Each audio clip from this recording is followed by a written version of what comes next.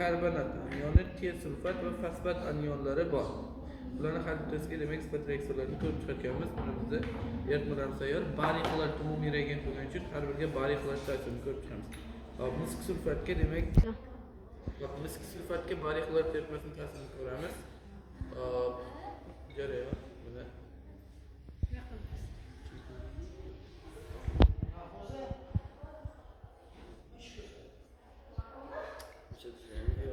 bariy sulfat oq rangli cho'kma hosil bo'ldi.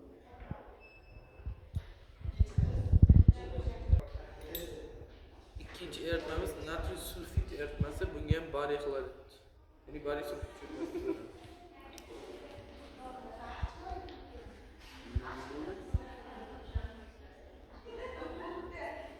Bunda ham oq rangli cho'kma.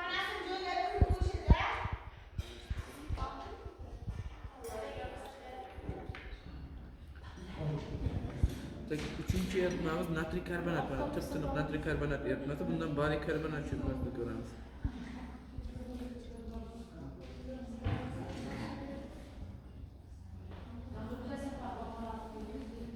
Bariy karbonat oq rangli cho'kmas. Xo'p. Keyingi eritma 4-chi eritmamiz T-sulfat, natriy T-sulfat eritmasi. Bundan bariy T-sulfat, bu ham oq rangli cho'kma beradi.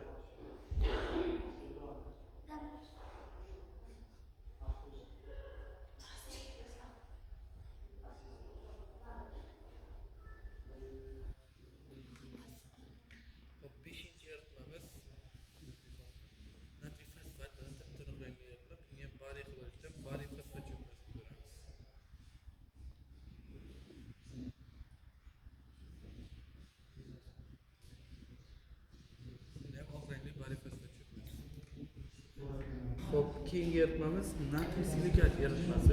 Natriy silikat. Bundan qanaqa rangli cho'kma tushadi? Demak, bariy silikat cho'kmasini ko'ramiz.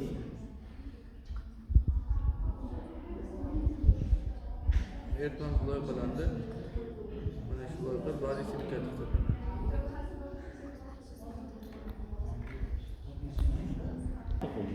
Birinchi guruh kation, birinchi guruh anionlari hammasi oq rangli